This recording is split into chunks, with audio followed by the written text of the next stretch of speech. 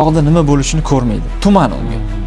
Qachon qo'rqmaydi. Chunki muvaffaqiyatli bo'lsa, uni orqasida og'riq bor. Uyda ketar ekanmi, hech qachon esimdan chiqmaydi shu moment.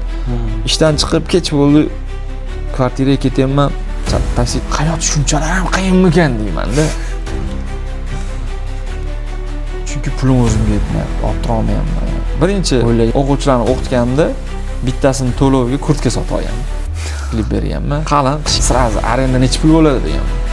Ijaraga olmoqchiman, necha pul bo'ladi oyiga degan. Ko'proq qizlar ishlaydimi sizda yoki o'g'il bolalarmi? Qimmatidan boshlab kelish uchun pul. Bunga. Bo'l, xayr. Xafa bo'lma, Zarina. Nimaga desa, chunki moslasha olmagan. Bizani ishga moslasha olmagan. Agar masalan sistematizatsiya bilan oladigan bo'lsak, pochkadan tepada bo'ladi, ishlaydi. Masalan, ustoz Ilhom Begimqulov qancha berganlar menga xizmatimni? Boshladikmi demak? Bismillah. Bismillah. Boshladik. Assalomu alaykum Umidjon aka, xush kelibsiz. Va alaykum assalom va rahmatullohi va barakatuh. Salomatmisiz? Alhamdulillah, Xudoga shukr, mana kelib oldik. Mana Xudo xohlasa loyihamizda eng birinchi sonidagi birinchi ishtirokchisiz. Xudo xohlasa bu xayrli, hammaga manfaatli, foydali suhbat bo'ladi deb o'ylayman. Avvalambor. Xo'p, sizga tayyorlab kelgan bir ikkita o'zimizda savollarimiz bor. Ya'ni unaqa qiyin yoki nima emas, oddiy, odamlarga manfaatli bo'lgan savollar. Eng birinchisi bu soha, o'zingizni tanishtirib o'tsangiz, mana o'zingiz sohangiz haqida. Xo'p bo'ladi. Rahmat. Avvalo Shuhrat aka, men siz uchun juda ham xursandman. Alloh xayrli qilsin, bardavom qilsin. Bu ilm yo'lida qilayotgan ishlaringizga Alloh taoloning o'zi ajr mukofotlarini bersin. Sababi bir joyga vaqt ajratib kelish, bir inson bilan suhbat qurish, uni aytaylik ijtimoiy tarmoqqa chiqarish, albatta bu ham vaqt, ham mablag' talab qiladi. Men faqat omad tilayman.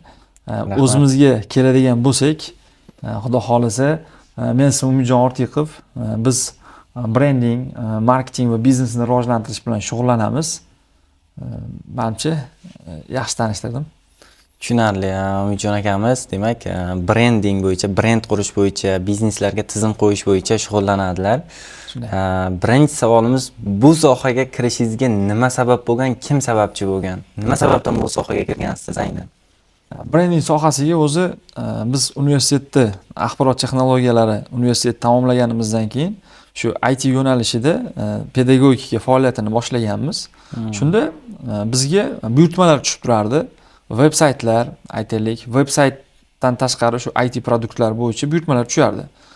Shularning ichida aynan bitta veb-saytni yasab ommaga taqdim qilishingiz uchun uni aytaylik, uni logotipi, brend buki bo'lish kerak. Bo'lsa sizga andoza bo'ladi. O'shandan kelib chiqib yaxshiroq yechim bera olasiz. Shu holatda kelib chiqqan qaraganman, qarasam o'sha logo, brending yo'nalishlari, biznesni brendi, uni tarixi, ichki tizimlari kirib ketib qo'yganmiz. Shunaqa qilib boshlanib ketgan. Zo'r. Mana shu boshlagan ishingizda eng birinchi proyektingiz qanaqa bo'lgan? O'zi aytib bersangiz. Birinchi proyektlarimiz o'zi universitetda boshlangan. Bizda kurs ishi degan narsa bo'ladi universitetda, juda ko'pchilik bilsa kerak. Shu kurs ishiga siz qanaqadir bir ish qilasiz, loyiha qilasiz. Shunda men o'zi bir yashaydigan xonadoshim bo'lardilar, Abdurashid aka degan. Ular shu dasturlashga qiziqardilar. Men ham oz-moz qiziqardim. Xullas, biz hamkorlikda bitta saytni olganmiz. Abdurashid katta mehnat qilgan o'tda. Keyin men o'sha saytni переделка qilib, boshqa talabalarga sotganman. Tayyor narsani. Endi Allohning izni bilan shu qobiliyat bo'lgan. Shunday, demak, bu yerda sotuv qobiliyatingiz bo'lgan, sotgansiz. O'shanday. O'zi uni ishlab chiqaruvchi odam Abdurashid bo'lgan, lekin uni kelajagini menga yuqtirganda Alloh, men ko'rganman. Tushundim. Bu sayt nima qilib bergan? Bu sayt nima qilib beradi bu? U saytning asosiy vazifasi yuqorida aytganimdek, u kurs ishi uchun qilingan saytlar. Kurs ishi yozib beradi. Yo'q, kirasiz, ma'lum bir rasm yuklab olishingiz mumkin. Qanaqadir MP3 audio qo'shiqlar, boshqa narsalar, shu informatsion media sayt bo'lgan u. Hozirda ishlayaptimi bu? Yo'q, shu bir martalik sayt bo'lganda u. Shu bir marta uni ishlatsa ham bo'lardi. Bir martalik shu ustozlarga shu salohiyatni ko'rsatish uchun bo'lgan loyiha bo'lgan. Tushunarli. Undan keyin eng katta mana shu loyihangiz jarayonda eng katta olgan proyektingiz yoki bo'lmasam loyihangiz qanaqa bo'lgan? endi eng katta proyektlarimiz bo'lgan, o'ziga yarasha 1 milliardlik proyektlarimiz bo'lgan so'mda. Va bu proyektlar asosan ta'lim sohasiga ixtisoslashgan proyekt bo'lgan. Eng katta сделкаларdan bittasi deylik endi. Hammasini ham aytib bo'lmaydi. Ozgina bo'lsa ham ma'lumot bersangiz bu nima haqida proyekt haqida? Bu proyekt asosan eshitishida va gapirishida nuqsoni bor bo'lgan yoshlarni IT ga o'qitishga, o'rgatishga ixtisoslashgan proyekt bo'lgan. Tushunarli. Hozirgi kunda bu nima faoliyat yurityaptimi bu? Bu proyekt o'zi ma'lum bir muddatga belgilangan, muvaffaqiyatli yakunlanib, Allohning izni bilan biz o'qitgan o'quvchilar, aytaylik, biz qanaqa o'qitganmiz? Ya'ni eshitishi va gapirishida nuqsoni bor yoshlarga o'sha surdo tarjimonlar orqali dars berganmiz. Buni asoschisi kim? Biz o'zimiz asos olganmiz bu narsaga. O'zlaringiz. Yangilik qilib olib kirganmiz. Qiyin bo'lgan, albatta, biz kutganimizdan qiyinroq bo'lgan. Albatta o'ziga yarasha yaxshi natija bergan. O'sha endi eshitishida nuqsoni bor degani ba'zilar o'ylaydi 100% eshitmaydi deydi. Shunaqa yoshlarimiz bor. Masalan, 25% eshitadiganlari bor ichida. Tushunsa, masalan, siz gapirasiz, u gapirib bera olmasligi mumkin, lekin sizni kamroq bo'lsa ham eshitadi. Ular bilan ishlash oson bo'ladi. 100% eshitmaydiganiga qaraganda. Masalan, bitta shunaqa kuchlisini topib olsak, u o'zini kursdoshlariga o'rgatib olib ketish osonroq bo'ladi. Shunda faqat shunaqa imkoniyati cheklangan bitta maktab bo'lganmi? Tushunishim bo'yicha shunaqa proyekt bo'lgan. Katta proyekt bo'lgan. Xudoga shukr, muvaffaqiyatli yakunlangan. Bizning bitiruvchilarimiz hozirda shu sohada o'zini o'sha eshitish va gapirishda nuqsoni bo'lgan boshqa singillariga, ukalariga, o'rtoqlariga o'rgatishadi shu narsani. Tushunarli. Demak, hozirgi kunda o'qiganlar o'zlari shaxsiy daromad qilib kelyapti. Ishlayapti. Zo'r, mashalloh. Chunki bu imkoniyat cheklanganlarni daromadga olib chiqish birinchidan savobli, ikkinchidan bu mashaqqatli, ancha mashaqqatli. Qoyil, lekin o'zim endi eshityapman bu sohani. Sizni anchadan beri taniyman, chunki men sizni qachon taniganman?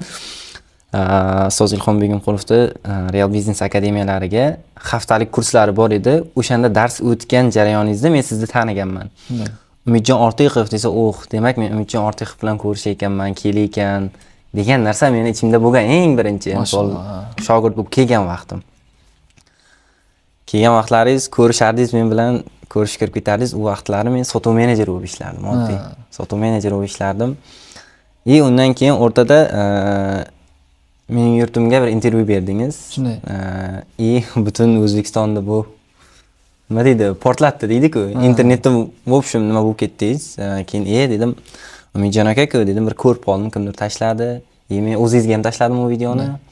O'shandan keyin yana meni endi u yerdagi mashhurligingiz emas, u yerda aytgan gaplaringiz haqiqatan yurakdan chiqqan. Bu bizning sohamizga ham tegishli-da hozir bo'layotgan. Chunki haqiqatan biz normalniy kontent olib chiqmasak, normalniy odamlarga foydali narsa olib chiqmasak, odamlarning miyasi zaharlanadi. Bizda ham hozirgi maqsadimiz mana shu biznesga qiziqganlarga, shu aynan balkim shu sohaga kirib kelmoqchi bo'lganlar bordir. Ularga balki to'g'ri yo'l ko'rsatarmiz yoki bo'lmasam bizning suhbatimiz orqali kimdir biznesga qiziqib qolar yo biznes boshlar. Shunday.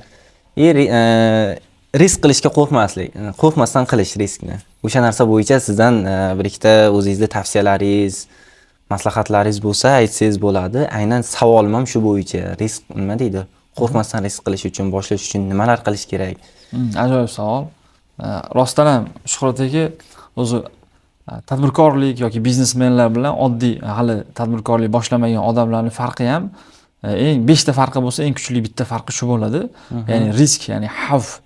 O'sha xavf qilishdan, xavfga kirishdan qo'rqish. Shunaqa. Buni orqasida nima yotadi? Nima uchun u risk qilishdan qo'rqadi? Chunki unda hali undan u yoqda nima bo'lishini ko'rmaydi. Tuman unga. Qachon qo'rqmaydi odam? Masalan, siz aytaylik, siz bilasiz, misol uchun futbol tepishni, misol uchun 11 metrlik joydan turib varataga gol urishni bilasiz. Ya'ni darvozaga bitta tepasiz bo'ldi. Ya'ni siz bilasiz, ya'ni siz aminsiz. Lekin misol uchun darvozani o'rnini yopib qo'ysa-da, bir qora to'r bilan siz qayerga tepayotganingizni bilmaysiz, chunki darvoza qayerdaligini ko'rmaysiz. Ya'ni ko'pchilik risk qilishini yoki qila olmasligini asosiy sababi birinchi o'rinda ma'lumotlar yetarli emas. Agar insonning o'zida, miyasida, ya'ni tajribasida, shaxsiy o'sha o'zini hayotiy tajribasida ma'lumotlar yetarli bo'lmasa, demak nima qiladi? U tavakkal qilmaydi, qo'rqadi. Agar siz bilsangiz, o'zingizga ishonchingiz, uveren bo'lsangiz, bosasiz. Shunaqa. Bosasiz. Shu orqada ma'lumotlar yaxshi yetarli bo'lmagandan keyin risk qilishga qo'rqadi. Yana bitta narsani tushunishimiz kerak. Odamning tabiati bo'ladi. Qaysidir odam 1000 urilsa ham oxirigacha boraveradi. Uni xarakteri shunaqa. Yiqilsa ham yana turib harakat qilaveradi. Ha, kimdir bor, u bir marta agar yiqilsa, unga juda ham butun umrlik bir stress oladi, boshqa yo'nalishga qaytib ham kirmaydi. Shunaqa odamlarda nima segmenti bormi? Nimaga bunaqa bu odamlar? Nima sababdan shunaqa qaytib ketadi bittadan? O'zim muvaffaqiyatli odamlarni o'rganganman-da, Shuhrat aka. U yerda nimani ko'rganman? Kimki muvaffaqiyatli bo'lsa, uni orqasida og'riq bor. To'g'ri, bitta ikkita milliondan bittasi boyi bolasi yoki boshqa narsa eplab ketganlar bor, durust, masala yo'q. Lekin aynan eng katta muvaffaqiyatga erishgan, hayotida bir narsani uddalab qo'ygan, aytaylik oilasida, bir jamiyatida, qishlog'ida bir muhitini yorib chiqqan odamlarda ichida og'riq bor. Shunaqa. Qattiq og'riq borki, ular o'sha narsani yengish maqsadida ham kuchli bo'lib ketgan. Xuddi shunaqa. Tushundim. Risk qilishga umuman qo'rqmaslik kerak. Risk qilishdan oldin tushunishim bo'yicha bilim olish kerak birinchi o'rinda. Albatta. Tushunarli. Bu hammaga foydali bo'ladi deb o'ylayman. Risk qilishga qo'rqib, o'ylanib, buni ishni qilsammi, boshlasammi, boshlamasammi deb o'tirganlar uchun ajoyib tavsiya berdi. Birinchi o'rin bilim olib, ma'lumotni mo'shni to'plab, undan keyin riskni bosish kerak. Yuqorida aytdik-ku, nima uchun bormaydi desa, orqada ma'lumot yetarli emasda, tumanda. Agar u bilim yetarli bo'lsa, u nimaga bormasligi kerak? Chunki u biladi, 1 marta uriladi, 2 marta uriladi, 5 marta, 10 marta, 100 marta uriladi. Uni baribir borib nimagadir erishishini tushunadi-da. Shunaqa. Chunki Alloh taolo g'ayratli bandalarni yaxshi ko'radi. Nimaga u olma pish og'zimga tushdi o'tirgandan ko'ra sa'y harakat qilib sababini qilgan yaxshiroqda baribir. Harakat qilsang beraman deydi-da Alloh. Shunaqa. Zo'r. Ana endi bir o'zingiz haqingizda gaplashsak, hozirgi kunda komandangizda nechta odam ishlaydi? O'zingiz alohida ofisingiz, komandangiz bor. Nechta odam ishlaydi komandangizda o'zingizda? Endi Shuhratdagi bizning jamoamiz asosan yuqorida aytganimdek, o'sha biznes brendini qurish bilan shug'ullanamiz. Biznes brendini qurish deganda ko'pchilik o'sha logotipni tushunadi, brend deb tushunadi. U shunchaki aysbergda bir yuqori qismi xolos. Mana aysbergni tasavvur qilsangiz, suvni ustida ko'rinib turgan qismi xolos. Lekin uni ostida o aysbergni ostida uni maqsadi, oliy maqsadi biznesni, ichki tizimi, aytaylik, jamiyatga beradigan qiymatlari, hammasi o'sha aysbergni pastida joylashgan. Tushundingizmi? Tushundim. Demak, bu ham bir haligi sohasi. Assalomu alaykum. Assalomu Siz alaykum. faqat jonli efirda ko'ramiz aka. YouTube'dan chiqib qoldi mashalloh aka. Qarazam, Zo'rmisiz? qanday u menimcha algoritm biladi-da aka, sizni ana Telegramda yoki mana kelamiz, siz telefoningiz meni telefonim yoniga GPS turib ana qiladi-yu, bizani eshitishadi-da baribir. Prям sizlarni jonli efiringizni menga YouTube'ga chiqarib berdi-da. Yo'q, meni biladi, juda taniqli odam deb. Rivojlantiraverganlar. Alesaga yaxshi oldingiz, sog'lar yaxshi, charchamayapsizmi? Shuhrat aka kelgan ekanlar hozir mana intervyu olyapmiz aka. Xudoga shukr. Bulardan ham intervyu olish kerak. Planda bor, yozilgan. Rejada turibdi. Kamera o'ynatyapti. Ha, bo'ldi aka. Mayli. Planda bor, siz ham borsiz hali. Chetamiz aka. Davom etamiz. Demak, savol boshqatdan beraymi, kesib tashlaymiz u joyini. Endi Umidjon aka, o'zingizni komandangiz haqida gaplashsak, o'zingizni komandangiz, ofisingiz alohida nimalaringiz bor? O'zingiz haqingizda aytib bersangiz, mana bu ichki tizimingiz, mana ishlayotgan jarayonlaringiz. Zo'r. Shuhrat aka, men o'zi tadbirkor bo'laman, biznes qilaman deb o'ylamaganman. Allohning fazli bilan shu yo'nalishga kirib ketib qoldik. Kimdir katta pul topaman deb kiradi-da, maqsad bo'ladi-da. Shunaqa. Biz majburlikdan kirganmiz. Chunki Toshkentda yashayapmiz, talabalik tugadi, Nimadir qilish kerak. Nimadir qilish kerak. Topayotgan pulimiz qarzdan qarzga yashayapmiz. Qarasak, hayot biz o'ylagan, orzu qilganda emas ekan. Zarbalaridan chapdan o'ngdan Hayot beryapti. Ha, zarbalarni bergandan keyin, bu hayot bunchalar ham qiyin bo'lsa kerak deb esimda shu Matiz taksiga o'tirganman. Shu ishxonamdan shu kvartiramgacha chiqib ketishim kerak. Oliy ma'lumotliman. 1 million 200 oylik olaman. Pulim yetmaydi o'zimga. O'zimdan orttirib boshqa joyga orttira olmayman. Shu kech bo'lib qoldi. Ertalab 8 da ishda bo'lish kerak. 11 gacha ishlayman kechki ba'zida. Nima ish qilardingiz? Informatikadan dars berardim. Ha. Litseyda. Sharqshunoslik O'qituvchi. litseyda o'qituvchiman. Endi xullas ijaraga to'laymiz, xarajat qilamiz, yo'l kiriga sarflaymiz. Hayot o'zimdan orttira olmayman. Ya'ni onam havas qilganlar, o'g'limni oliy ma'lumotli qilyapman deb hamma hayron. Cho'tta kutilgan narsa rezultatlar bo'lmayapti, natijalar. Keyin men taksida ketar ekanman, hech qachon esimdan chiqmaydi shu moment. Ishdan chiqib kech bo'ldi, kvartiraga ketyapman, taksi to'xtatdim, Matiz to'xtadi. O'tirib ketyapman-da, shu qizil svetofordan o'tib, Shahristondagi qizil svetofordan o'tib, Bodomzorga qarab chiqib ketyapmiz. Hayot shunchalar ham qiyinmikan deyman-da. Chunki pulim o'zimga yetmayapti, orttira olmayapman. O'ylagan bir niyatlarim qila olmayapman. Maktabda yaxshi o'qiganman, kollejda yaxshi o'qiganman, universitetda yaxshi o'qiganman. Bu bilimlar hayotda yordam bermayapti-da. Hayot boshqacha ekan. U hayotning matematikasi boshqa ekan. U moliyaviy bilimlar, tadbirkorlik bilimlari umuman boshqa narsa ekan shu yerdagi. U tasavvur qiling, bakalavr, oliy ma'lumotli odam qiynalib, siqilib, dard bilan ketyapti-da. Hayot bunchalar qiyin bo'lmasa deyapman-da. Bunchalar qiyin bo'lmasa deb borib, u paytda Facebook ancha faol edi. Facebookda ancha shu ilmli odamlarni kuzatib, keyin bitta shu maxsus tadbirkorlarni kuzatib, keyin bilimlar olishni boshladim. Boshlanishiga YouTubedan bepul bilimlar oldim, chiqib qoldi. Keyin bu litseyimizda, ishlayotgan litseyimizda aytaylik soat 5 gacha ishlasa, keyin ketardi. Hamma ish vaqti 5 gacha edi, ertalab 8 dan 5 gacha. Uni kechki paytga xonalar bo'sh turardi. Qarasam pul kerak. Universitet payti rus tiliga to'garakka o'quv markaziga borganman. Qo'limdan nima keladi? O'quv markazi ochaman. Kompyuterda ozgina o'rganaman. Birinchi ikkita o'quvchimni o'qitganman. Birinchi o'quvchilarni o'qitganimda bittasini to'lovga kurtka sotib olganman. Qalin qishga kurtka sotib olganman. Birinchi topgan pullaringiz zarur esingizdan chiqmaydi-da. Sohadagi любой. Tем более mana birinchi biznes deymiz, nima deymiz? Birinchi biznes. Kurtka sotib olganman, keyin u как repetitorlik formatida edi. Keyin o'sha litseyda o'quv markazi ochaman dedim. Litsey direktoriga ustozni oldiga kirib taklif berganman.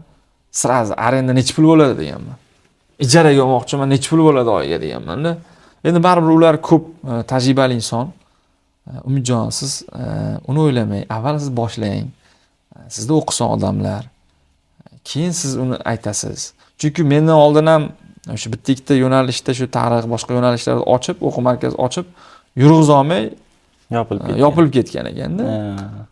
Endi bizda endi Alloh taolo bir bolaligimizdan bozorda shu aytaylik choy sotganmiz, arava tortganmiz, non tashiganmiz, shu jarayonda mashinalar yuvganmiz, boshqa qilganmiz. Mana shunaqa qilib katta bo'lganmiz-da. Shunaqa yoshlikda o'zi yigitchilikdan bo'ladi deydi-ku, hamma narsa bo'ladi. O'sha qiyinchiliklar bizda sotuv qobiliyatlarini shakllanishiga yordam berganda. Yagonagina ilm bor, bu faqatgina tajriba orqali oshiriladigan bo'lsa, bu faqat sotuv. Ya'ni sotuvni siz o'qib o'rgana olmaysiz.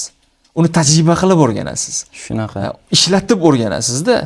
Masalan, uni yodlab o'rgana olmaysiz. Uni jarayonda o'sha taklifni berib, rad olib, yana boshqa taklifni berib, sotib, tajriba bilan o'rganasiz. Bu narsa bizning bolaligimizdan kelganda. Qayta takrorlab, shunda shakllanadi-da. Qachonki takrorlasak, to'g'ri bu sotuv sohasida ham o'zim sotuv sohasida 3 yildan beri ishlayman. To'ppa-to'g'ri bu narsa, qo'shilaman fikringizga. Qachonki odam ko'p takrorlasa, amaliyotda qo'llasa, nazariy bilimlar, mana aytdingiz-ku hozir hayotda olgan bilimlarimiz to'g'ri kelmayapti-ku o'ta. Xuddi shunday bu soha ham, biznes sohasi ham xuddi shunaqa. Endi o'zingiz mana komandangizda nechta odam bor ayting qani? Hozir bizning komandamizda Shuhratdagi adashmasam 12 ta odam bor. 10-12 ta atrofida odamimiz bor, jamoamiz bor. Ularning ma'lum bir qismi bizda shu ofisimizda aytaylik to'liq ish stavkasida ishlashadi. Ma'lum bir qismi onlaynda ishlashadi, ya'ni udalyonniy deymiz. Onlaynda ishlashadi, lekin bir haftada bir marta albatta yuzma-yuz ko'rishib, rejalarni, planlarni tahlil qilib, natijalarni muhokama qilib, strategiyani doim ustida ishlab boramiz. Outsourcing ham ishlaydigani bor, Albatta. ofitsialniy nimada ishlaydigani Xuddi bor, shunday. shtatda, zo'r. Xuddi shunday. Ko'proq qizlar ishlaydimi sizda yoki o'g'il bolalarmi? Hop, yaxshi savol. Aytaylik, 60 ga 40 desak ham bo'ladi. 60% qiz ayollar, 40% O'g'il yigit bolalar. bolalar. Xuddi shunaqa. 60 ga 40 desak bo'ladi. Mana shu endi xudo xohlasa ofisingizga ham boramiz, Ofisingizga o'zim borganman, endi hammaga ko'rsatish uchun. Shunday. Ofisingizda men ko'rganman, kutubxona qilib qo'yibsiz. Ha, Kutubxona bor. kutubxona. O'sha kutubxonani qurishga qancha so'mma ketgan sizdan? Chunki men oz kitob ko'rmadim-da u yerda. Ha. Общий mana shu ofis olishingiz, arenda bir oyda qancha to'laysiz? Endi hozir ijara degan emas, misol uchun umumiy xarajatlarimizni olaylik, shu operatsion hamma xarajatlarimizni bitta qilsa, masalan, $5000 bo'ladi. Bir oyiga. Ha, $5000 topsak, keyin foydaga chiqamiz. Kichkina summa. Baribir endi Toshkent sharoitida bilasizlar, xarajatlar katta. Masalan, xodimlarning xarajatlari ham katta. Oylik bor, 12 ta odamda oyligi bor, chunki 12 ta odamga oylik berish bu normalniy объем bu. Masalan, Normalniy summa bo'ladi. 5 milliondan bersangiz ham 60 million pul bo'ladi. Shunaqa. 4 milliondan bersangiz ham yana qanchadir pul bo'ladi. Endi 5 ta, 12 ta odamda qora qozonni qaynatishga yordam beryapsiz, Alloh sizga beryapti-da. Ha, bir sababchi bo'lyapmiz-da. Xuddi shunday. Shunday. U kutubxonaga keladigan bo'lsak, Shuhrat aka, u kutubxonani o'sha yillar mobaynida shakllangan. Ichida o'zim sevib o'qiydigan kitoblarim ko'p. Hali o'qishga ulgurmagan kitoblarim ham bor. Men o'zi kitob sotib olishni, kitob o'qishni, kitob saqlashni yaxshi ko'raman. Bilmadim, menga shu anu beradi. Ruhiyat beradi. Ayniqsa rivojlantiradigan kitoblar bo'lsa, masalan, diniy ilm yo'nalishidagi kitoblar. U yerda har xil yo'nalishda bor. Ha, bitta insonga ehtiyojingizda, masalan, sizda biznes ilm kerak, sizga shaxsiyatni o'stirish uchun ilm kerak. Masalan, aytaylik, oilaviy munosabatlarni o'rganadigan, misol uchun kitoblar bor, farzand tarbiyasi deymiz, boshqa deymiz. Shuning uchun bizdan oldingi odamlarning tajribasini olib, tayyor yaxshi filtrlangan tajribalarni hayotda, biznesda ham qo'llasa yutamiz-da. Tushunarli. Mana shu o'zingizni sohangizda shu kungacha nechta kitob o'qigansiz? Mana shu o'zingizni turgan kutubxonangizda. O'zim sohamga menimcha bir 10 tacha yaxshi kitob o'qiganman. Bir kitoblar tavsiya qilib ketsangiz, aynan mana shu yo'nalishdagi nimalarga, mutaxassislarga, bo'lajaki hozir ishlab kelayotgan mutaxassislarga qaysi kitoblarni tavsiya qilgan bo'lardingiz? Agar biznes endi boshlamoqchi bo'lsa, o'zimizni O'zbekistonda chiqqan kitoblardan Savdogarlar ustozini tavsiya beraman. Ana klassik kitob bor, Bobilning eng boy odami, albatta. $1 million xatolar ham zo'r kitob. Rework degan kitob bor. От хорошего к великому degan kitob bor. O'zbekchasi nima bo'ladi? Yaxshidan, ya'ni nima deydi? Yaxshidan buyuklikami? Chiqib Yaxshilikdan buyuklik. Ming bor uzr, uni ruschasini o'qiganim uchun unaqa yaxshi. Ruscha nomini rasman chiqarib ketamiz. Zo'r, eng zo'ri shu. O'zi hamma kitob zo'r kitob. Faqat bitta masala bor, u kitobni ishlatish kerak bo'ldi. Misol o'sha siz 10 ta kitob o'qidingiz, 10 ta kitobdan olib turib, nima deydi? Uni qo'llash ham bir san'atda. Qiyin, juda ham qiyin. Misol bitta kitobni bir marta o'qigan odam tushunmaydi. Ba'zi odamlar tushunmaydi. Misol men bitta kitobni oladigan bo'lsam, o'qiydigan bo'lsam, oxirigacha o'qib chiqdim. Boshqa narsa tushunaman. Ikkinchi marta o'qib boshlasam boshqa narsa tushunaman-da.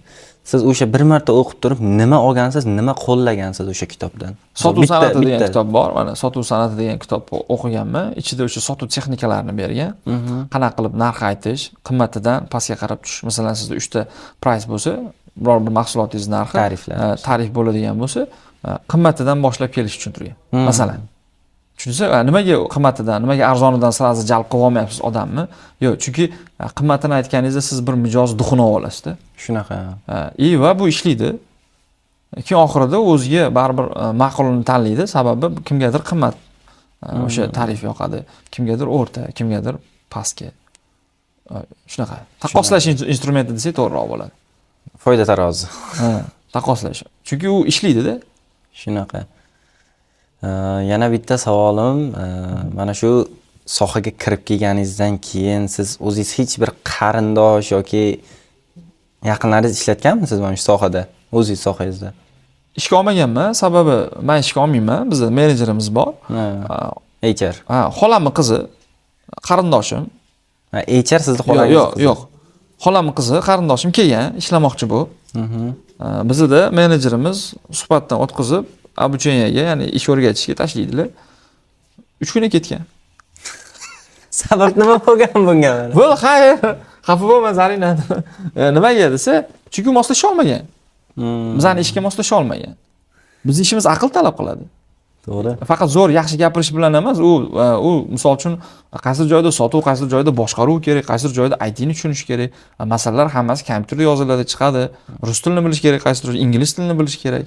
Ya'ni bilim talab qiladi. Endi nima deydi? O'zingiz sohangizda bilimi bor, o'zini ustida ishlagan odam bunaqa sohada ishlab qola oladi demoqchisiz, to'g'rimi? Shunaqa.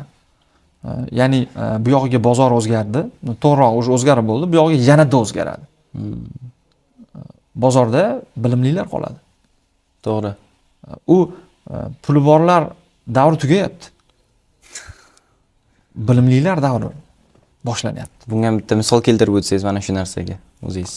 Juda ko'p biznesmenlar odamlarga tushunarli bo'lishi kerak-da bu narsa. Aytaylik, biznesmenlar bo'lsa buni yaxshi tushunadi. Oldin aytaylik, misol uchun siz marketing xarajat qilyapsiz, aytaylik. $10,000 reklamaga tikdingiz. Marketing bu faqat reklama degani emas-da. To'g'ri. Endi siz agar reklamaga sarflagan pulingizni qanchasini chiqarib olyapsiz? Bitta mijoz sizga necha pulga tushyapti? Bitta sotuv necha pulga tushyapti? Bu narsalarni raqamlarda tushunmasangiz, tahlil qila olmasangiz, marketolog bilan o'tirib raqamlarda gaplasha olmasangiz, yoki menejer bilan raqamlarda gaplasha olmasangiz, uni to'g'ri KPIlarni qo'ya olmasangiz, biznes faqat sizga zararga ishlaydi. Tizimsiz biznes o'ladi. Albatta. Tizim deganida bu bitta tizim bo'lsa, konkretniy uni nazorat qilib turadigan, nima keldi, nima ketdi, nima chiqyapti, nima kiryapti. Rezultati nima bo'ldi? Mana shuncha chiqim qildim senga. Sen pul sarfladim. Nima olib kelding menga deydi-da, to'g'ri? Xuddi shunaqa. Yana ba'zi biznesmenlarda bitta sindrom bor. "Yu yaxshi xodim-ku, ishlab yuraversin" deydi. Aslida yaxshi xodim, yomon xodim degan narsa yo'q biznesda. Foyda keltiradigan xodim bor, zarar keltiradigan xodim bor. To'g'ri. Bor shunaqa odamlar, masalan, sigaret chekadi, xulqi yomon-da, lekin biznesingizga eng katta foydani keltirishi mumkin. Bor shunaqa odamlar qadriyatli, sizlab gapiradi, prям ular zo'r, lekin zarar keltiryapti. Ular yaxshi odamlar. Tushunyapsizmi? Ya'ni qo'yib yuborish kerak edi ularni. Shunaqa. Chunki mana biznes qilishdan maqsad nima? Jamiyatga foydamiz tegishi, oliy maqsad qilishimiz. Yaxshi, zo'r. Lekin asosiy maqsad baribir daromad-ku. Qisqa qilib aytganda, zararsiz zararli odamlarda. Boyagi. Xuddi shunday. Demoqchi bo'lganimki, masalan, biz boshqa kim biznes qilgan taqdirda ham maqsad daromad qilish bo'ladi-da. Maqsad daromad qilish bo'ladi. Biznes bu raqam bu daromad. Shunaqa. Xuddi shunaqa. Shuhrataki. Tushunarli. Endi bu hozir qarindoshim ishlatdim dedingiz, xolangizni qizi. Qanaqa bo'lgan, misol gaplashgandan keyin, siz ketkizib yuborganingizdan keyin sizga qanaqadir urush, janjal yoki bo'lmasam xafa bo'lib, sen meni bunaqa qilding degan narsa bo'lmaganmi? Qarindoshchilik nimalar uzilib ketmaganmi? Yo'q, u narsaga hech qanaqangi putur yetmagan. Bu yerda asosiy masala, aytaylik, qarindoshim o'zi tushunib yetgan olib keta olmasligi. Demak, o'zi men aralashmaganman-da. Yana bitta zo'r bo'lgan do'stim bor, Mirjalol, do'stim ukalari dizayner kelgan. 2-3 kun ishga kechikib kelgan, bir narsa bo'lgan. Bizni menejer bo'shatib yuborgan. Olib kirib 2 marta yaxshilab gazlagan, xafa bo'lib shu bilan o'rtog'im mendan xafa bo'lgan, to'g'ri. Mana bunday narsada qarindoshmi, do'stmi u, kimdir sizga bir paytlar qarz berib turgan odammi, kim bo'lishidan qat'iy nazar, mana bir butun umr siz xafa bo'lib yurganingizdan bir marta boshqa odam xafa bo'lgan yaxshi biznesda. Tushunsa, butun umr ertaga uni siz o'zingizda azoblaganingizdan ko'ra, uni ham vaqtini oldin nima qilasiz? Xuddi shunday. Bu biznes. This is business deydi. Xo'p, endi sizga savolimiz, mana bu o'zingiz sohangizda, bitta proyektingizda siz o'zingiz qanchaga olasiz, necha foiz siz o'zingizga qoladi? Bir oyda nechta proyekt qilasiz? Yo'q, endi bizda faqatgina brending bo'yicha emas, Shuhrat aka, bitta narsani tushunish kerak. Xizmat ko'rsatayotgan odamni, aytaylik, quvvati chegaralanadi-da. O'sha jamoangizdan kelib chiqib, misol uchun bitta mutaxassis bo'lsa, 5 ta loyiha bilan ishlashi mumkin. Jamoa kattaroq bo'ladigan bo'lsa, jamoa aytaylik 20 ta bilan ishlashi mumkin. Agar sonni ko'paytiraman desa 40 tasi bilan, 50 tasi bilan ham ishlashi mumkin. Bu keyingi masalalar. Biza soniga emas, sifatiga ishlaymiz. Masalan, 100 ta odam bilan ishlash tarafdori emasman. Yani balkim vaqt kelib turib jamoa katta bo'lsa ishlanar u narsa. Hozirgi holatimdan kelib chiqib gapiradigan bo'lsam, men sanoqli odamlar bilan ishlay, 10 ta odam bilan ishlay, sifatli xizmatimni ko'rsatay, mendan baraka topsin ular. Ertaga bizani tavsiya qilsin boshqalarga. Shun bilan biz aytaylik bozorda yanada rivojlanaylik. Aytaylik o'ziga yarasha albatta daromad alhamdulillah mana bozorda salkam 5 yildan beri bormiz. Agar siz 5 yilda bozorda tirik qoldingizmi, o'sha bu yaxshi signal. Bu zo'r signalda. Demak, nimadir o'xshayapti, nimadir odamlar sizdan rozi. Albatta 100% odamlarni rozi qila olmaymiz. To'g'ri. Hammani rozi qilib bo'lmaydi. Bizni qo'limizda emas, Shuhrat aka. Men siz qilgan ishingiz zo'r bo'lsa ham, u odam tushunmasligi mumkin, dunyo qarash to'g'ri kelmasligi mumkin. Sababi biz zamonaviy yo'nalishdamiz. Biz sho'rva pishirib oldiga qo'yadigan yo'nalish emas. Yoki shashlik pishirib 5 minut olib kirib. Biz zamonaviy kasb egalarimiz. Shuning uchun qaysidir joyda biznes egalarini dunyo qarashi ozgina farq qilishi mumkin, lekin har doim biz ularga yaxshisini ravo ko'rganmiz. Faqat kimdir miyasi 30 yil orqada, kimdir 100 yil orqada, kimdir tayyor, kimdir tayyor emas. Maligi biz qancha pulga tayyor bo'lsak, shuncha pul keladi deydi-ku, xuddi shunaqa. Keyingi savolim mana siz hozir o'zingizni sohangizda, sizda hamma narsangiz olib qo'ysa, hozir hech narsa yo'q, nol holatda bo'lsangiz. Nimadan boshlagan bo'lardingiz ishingizni? Men ishim bir piyola choy ichishdan boshladim. Bardak choydan boshladim. Rost. Va agar misol uchun unaqa holatlar bo'ladi biznesda. Biz ham qarzga kirib chiqqanmiz. Alhamdulillah hammasi yaxshi hozir. Bunaqa holatlarda sizda tajriba, bilim bo'lsa, o'ylamaysiz. Bilim bilan chiqqan odam yana qaytib chiqa oladi. Allohning izni bilan. Lekin bilimsiz chiqqan odam qaytib chiqish qiyin bo'ladi-da. Shuncha boya aytdimki, bu davr boshqa davr. Bu yo'g'i bilimlilar davri. Tushundim. Mana minusga kirganman dedingiz. Qancha minusga kirgansiz? Va uni sanash kerak, Shuhrat aka. Umumiy olib aytaylik. Eng kattasini olaylik, mayli, eng kattasini. 20 mingdir balkim, 30 mingdir balkim shunaqa atrofida, unaqa jabr. 20 ming, 30 ming, xo'p. 30 ming deylik, bu 30 ming nimani orqasidan bo'lgan? Tajribasizlik. Misol nima, qanaqa jarayon qanaqa bo'lgan? Mijozlar bilan aytaylik, mijozlar bilan noto'g'ri shartnoma, aytaylik, xodimlarga noto'g'ri KPI va oylik va'da qilish orqali, keyin mijozlardan pul undira olmaslik, ish qilib berib, asosiy shu. Demak, shart eng asosiysi kelishuv noto'g'ri. Eng ключевой moment bu kelishuvlar noto'g'ri bo'lgan. Endi katta summaga tushganingiz aytdingiz, katta summa ham topgandirsiz. Eng katta topgan summangiz biznesingizda, mana shu sohangizda qachon va qancha summa topgansiz? Bu sir bo'la qolasin, Shuhrat aka. Endi men agar o'zim umuman bu sohaga kirmoqchi bo'lgan odamlarga tavsiya bergan bo'lardim. Va alaykum assalom. Va alaykum assalom. Va alaykum assalom. Davom etamiz boyagi joyda. Savol bering. Bu sohada, mana o'zingiz sohangizda eng katta topgan summangiz qachon va qancha bo'lgan? Nechinchi yil? Men savol boshqacharoq talqin qilmoqchiman. Eng barakali kelgan proyekt qaysi bo'lgan desangiz zo'r bo'ladi. Odamning qo'lida pul bo'lgani bilan uni barakasi bo'lmasa qiyin Shuhrat aka. Alloh uni yaxshi yo'lga sarflashingizga yo'naltirmasa, u ham qiyin-da. Masalan, biz o'sha aytaylik, umra safariga bormoqchi bo'lganimda, juda katta qo'limda pulim bo'lganda. Masalan. Lekin Alloh yo'l bermagan. Alloh chaqirmaganda. Shunaqa. Allohdan iltijo qilib so'raganmiz. Duo qabul bo'lganmi bilmadim. Keyin aytaylik borganman-da. Qaysidir momentda siz pulingiz ko'p bo'ladi, lekin o'zingiz bilan ovora bo'lib qolasiz. Shunaqa. Ichingizda aytadi-ku, bersa nimaga vahimaga solib qo'yadi deydi birinchi. O'zingiz bilan ovora bo'lib qolasiz. Qaysidir momentda siz bunaqa ko'p pul topmaysiz, lekin xotirjam bo'lasiz. Shuning uchun qaysi sohada bo'lishidan qat'iy nazar topayotgan pulingiz barakalimi? Sizga shikast yetkazmayaptimi? Ishingiz rivojlanyaptimi? Odamlar sizdan rozimi? Bo'ldi. Siz chempionsiz. Tushunarli. Chunki siz baribir butun dunyodagi pulni egasi bo'la olmaysiz. To'g'ri qo'shilaman. Endi fikr shuda endi men shaxsiy. Endi ko'pchilikka qiziqda bu. Ayting qancha topish mumkin? Ya ko'p bu masalan men endi o'zim emas, misol uchun bizda hamkasblarimiz bor, boshqa juda ham katta daromad qilishadi. Yaxshi katta gigant kompaniyalar. Bu ham endi odam o'zini ambitsiyasidan kelib chiqadi, o'zini hayot modelidan kelib chiqadi. Kimdirgadir aytaylik, o'ziga, orzu-havaslariga, maqsadlariga yetadigan pul bo'lsa, bo'ldi, yetadi. Kimgadir misol uchun kattaroq narsa harakat qiladi-da, ambitsiyasi kattaroq pul topishga harakat qiladi. Men 5 yildan beri tadbirkorlik qilgan bo'lsam, hali biron marta oldimga palon $1000 topaman deb maqsad qo'ymagan ekanman. Yo, alhamdulillah pul keladi, barakali. Misol uchun ko'p masalalarim hal qilaman. Sayohat deysizmi, boshqa deysizmi, Allohning izni bilan nimani Xudodan so'ragan bo'lsa, hammasi bo'lgan. Hozir ham bo'lib kelyapti.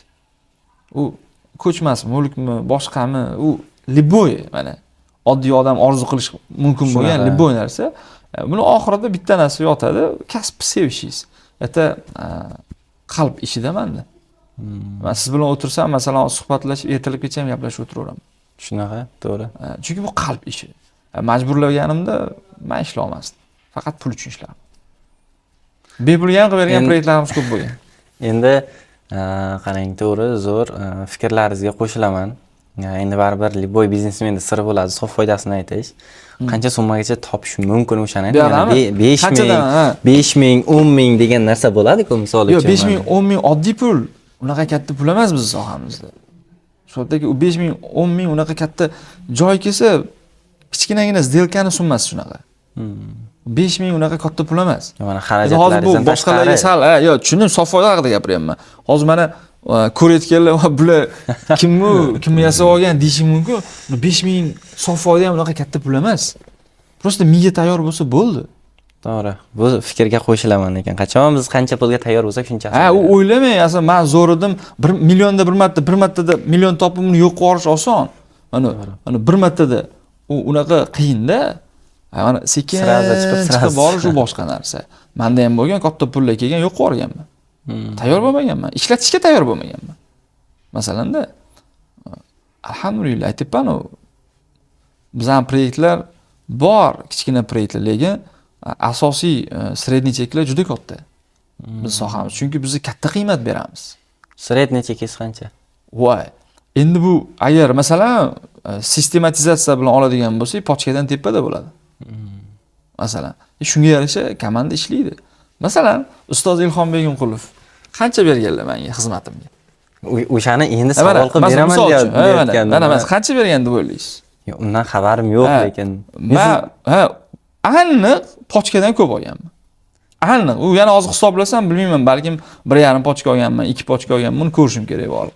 Bu haqda hozir batafsil gaplashamiz, savolim tayyor. Prosta siz pulga qiziqib ketib qolyapsiz-da.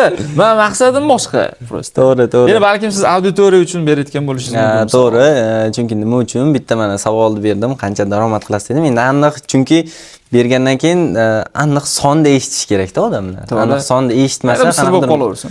Mavhumiy bo'lib qoladi. Yo'q, men aytdimki, mana o'zi сделкаlardan kelib chiqsa bo'ladi. Mana siz bilasiz, mana ustoz Ilhom Begimqulov bilan biz ishlaganmiz. Hozir ham hamkorligimiz bor. Va misol uchun ular bilan bo'lgan proyektda yaxshigina summa olganmiz. Va ular ham baraka topgan, biz ham baraka topganmiz. Qanday uchrashib qolgansiz ustoz bilan? Qanday kim taklif qilgan sizda o'sha borib dars o'tishga? Yo'q, dars o'tishdan oldin boshqa ishlar bo'lgan. U yerda dars o'tish endi u nima deydi? Addushi.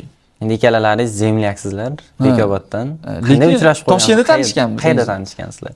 O'zi Bekobodda Aziya Consult kompaniyasi haqida eshitganman. Xizmatim tushmagan, chunki o'zim shu yerda o'qiganman. Keyin qarasam reklamada chiqib qolgan. Target, noto'g'ri target yoqilgan bo'lganda. Neprofessionalniy podxod bittada ko'rasiz o'zingiz ishingizni. Bunday qarab, keyin tavsiya berganman bitta ikkita. Keyin o'sha menga aloqaga chiqqanlar, gaplashganmiz. Aziya Consult orqasidan biznes akademiyaga o'tib ketgan. O'zlarining akkauntdan yozganlar. Shaxsiy. Shaxsiy.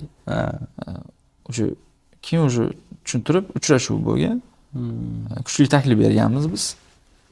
taklif kuchli bo'lgan. Juda kuchli. Rad etib bo'lmaydigan taklif berilgan haqiqatda. Allohning izni bilan yaxshi barakali loyihalar bo'lgan. Hozir ham bo'lib turibdi. Ha, tushunarli. Keyingi savolim mana shu nima deydi? Siz mana shu biznesdan tashqari, mana shu o'zingiz sohangizdan tashqari, yana qanaqa sohalarga o'zingiz qiziqqan yoki qaysi biznes qilgan bo'lardingiz mana shu sohadan tashqari? Yaxshi ko'radigan yo'nalishim restoran yo'nalishi. Oshxona. Restoran va mehmonxona yo'nalishi yaxshi. Nima uchun aynan uni tanlagansiz? O'zimga yoqadi. Qanaqadir jarayon bor-da, yo'da kuxnyada, masalan, kimdir ovqat pishiradi, shoshib klientga olib borish kerak. Masalan, uni joyida chiqarish kerak, unga chef power bo'ladi, ichkarida hayot qaynaydi-da. Menga ko'proq jarayon yoqqani uchun mijozga masalan stol ustida chiroyli choy, aytaylik, salat, bir san'at asarida u. Ham odam masalan o'zbek xalq ovqati ustida ochiladi-da. Shunaqa. Va o'lmaydigan soha ham biznes tarafdan oladigan bo'lsak. Va shu restoran sferasini yaxshi ko'raman. Mehmonxona masalan. Mehmonxona. Mehmonxona ham endi turizm rivojlanadigan vaqt. Mijoz oqimi doim bor narsa. Mana bu yerda turibdi. Sizda yana bitta savol. Bu sizni yana bitta loyihangiz, proyekt desam bo'ladi. Yayding o'yini. Bunga asosan kimlar keladi? Jarayon qanaqa bo'ladi? Mana shu haqida bitta aytib bersangiz. Zo'r. Bu o'yin o'zi ustozimiz Saidmurod Davlatov tomonidan ishlab chiqilgan. O'yinning asosiy maqsad insonlarda moliyaviy savodxonligini oshirish. Bu narsa og'riq o'zimda bo'lgan birinchi o'rinda. Yaxshi daromad qilamiz, ishlatvoramiz. Ya'ni pul saqlab qolish, qanaqadir bir uni investitsiyaga aylantirish bilimi bo'lmagan. Tasavvur qiling, 4 yil tadbirkorsiz, lekin topasiz, saflaysiz, hayot shunaqa o'tyapti.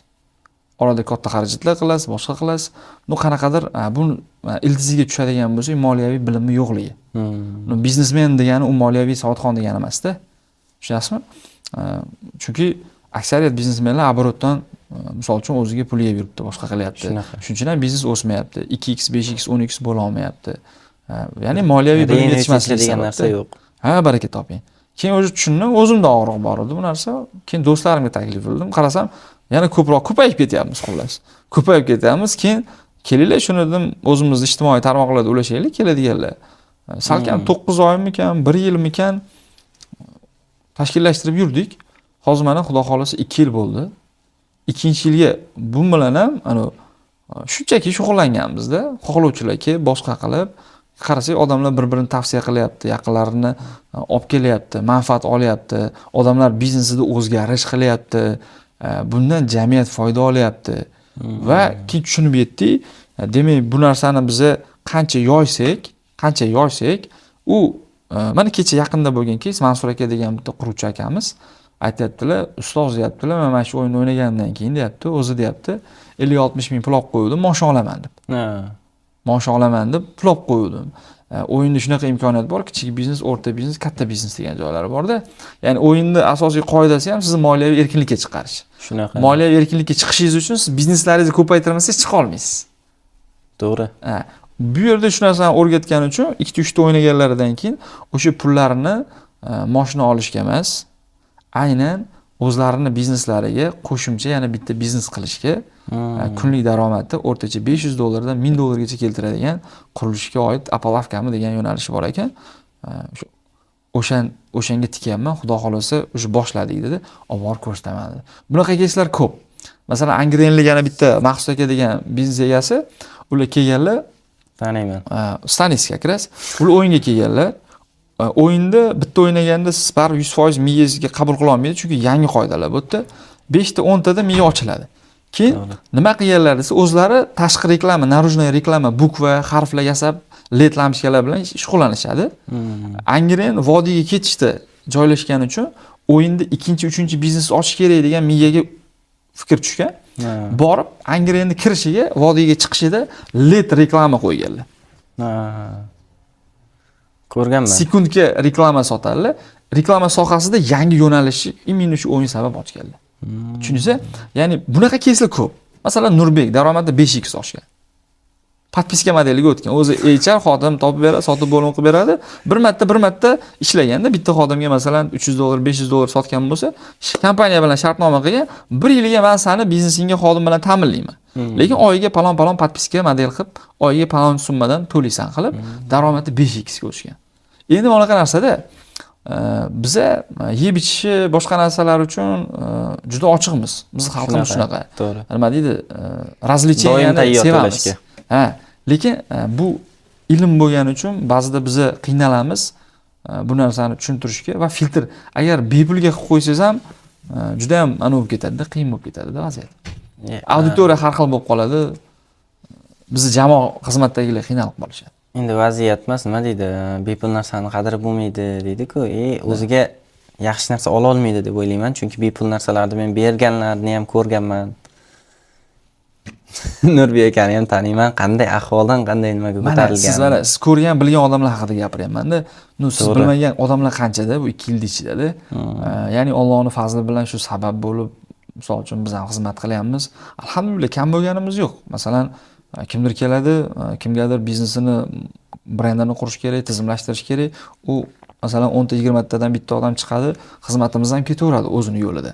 Lekin bu yerda nechta odam aytaylik, o'sha biznesiga, hayotiga, moliyaviy holatiga boshqacha qarashni boshlayapti-da. Tushunasizmi? Chunki hozir takliflar ko'p, odamlar kreditga, qarzga kirgizadigan takliflar ko'p-da. Bu yog'iga bu kuchayadi, kamaymaydi. Bittagina yechim ilmda. To'g'ri. Ilmli odam hech qachon kam bo'lmaydi, nima deydi, xor bo'lib qolmaydi. Shunaqa. Liboy sohada, liboy joyda bo'lsan, bilimi bor odam hamma narsani eplab ketadi. Endi sir bo'lmasa, buni oyiga sof daromadi qancha? Yo'q, uni men bilmayman. Uni hisoblash kerak. Hozirgi holatda men bilmayman. Uni bu misol uchun bunga reklama xarajatlari katta. Mobilograflar ishlatamiz, syomka, joy masalalari boshqa, o'yin o'tkazadigan odamlar bor. Bu yerda biza maqsad foyda emas. O'g'il bolaga bu melchovkada bu. To'g'ri. Bu yerda agar foyda bo'lganda biz boshqacharoq formatda qilardik-da. Bu yerda единомышленник deydi, o'sha ham fikrlarni yig'ish. Networking. Biz bir haftada bir marta har xil o'smoqchi bo'lgan, rivojlanmoqchi bo'lgan odamlarni olib kelamiz. Kerakli insightlarni olamiz biz.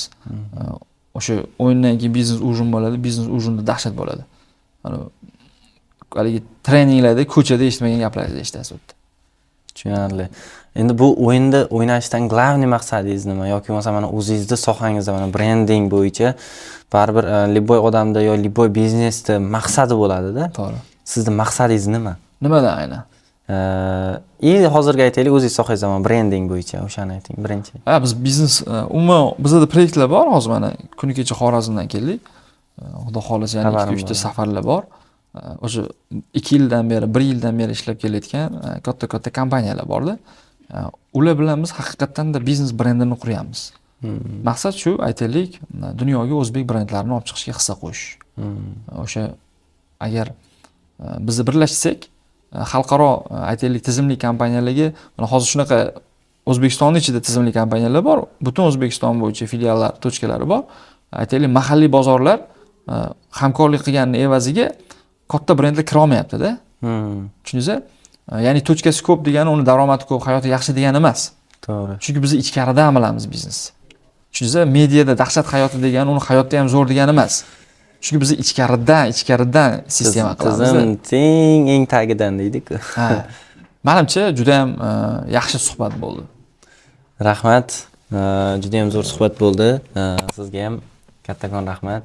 Savollarimizga aniq javob berganingiz uchun. Taklif uchun rahmat. Xudo xohlasa million qachon ko'rishamiz? Qachon millionga chiqamiz? Ko'rishamiz, qachon? Uzoq olmadi lekin. Demak, millionda ko'rishamiz. Niyatda gap katta. Xudo Bugun millionni ko'rishamiz.